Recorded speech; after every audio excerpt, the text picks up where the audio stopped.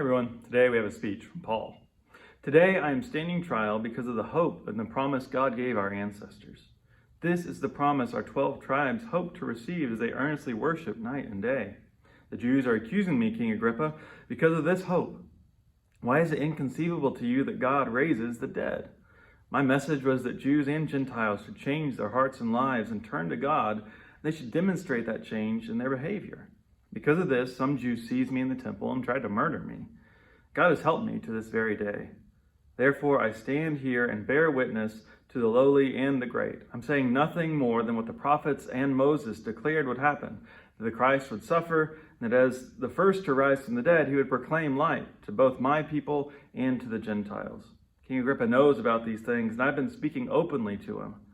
I'm certain that none of these things have escaped his attention. This didn't happen secretly or in a corner. So it's one of many speeches here. He's talking to King Agrippa, and he's trying to summarize his ministry and his message to his accusers.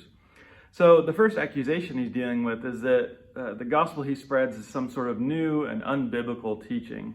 And his response is that Christ is the culmination of God's story.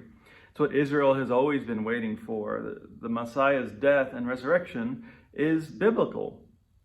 Now, we all believe that, and Paul does too, but there's not just like a couple verses you can point to that say that so clearly, that that's what was going to happen to Jesus. Paul and early other Christian leaders, they didn't start with Scripture and then find Jesus from that.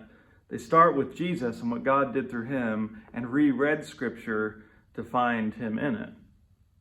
Nobody actually predicted that a crucified Messiah would rise from the dead, but if that's what God did, then we can see how that's what actually God is always doing.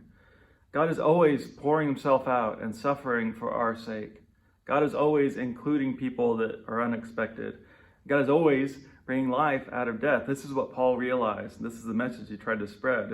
It's the biblical mystery that was actually there all along. This gets to the second accusation, that Christians are somehow mysterious and secretive. This is something that went on for a long time after Paul, that Christianity faced accusations of secretive rituals because they didn't worship like the Jewish people or like pagans.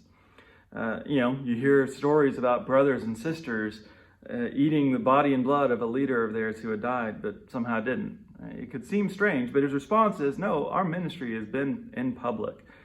It's not done in a corner, as he says.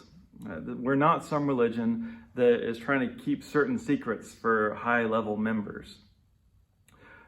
We should be trying to get everything out in the open, Paul is saying. We're not trying to be secretive. We're trying to make clear, here is who God is and here's what God does. It might surprise people, even people who think they know what God is up to. And it might even get us in trouble, as it did for Paul.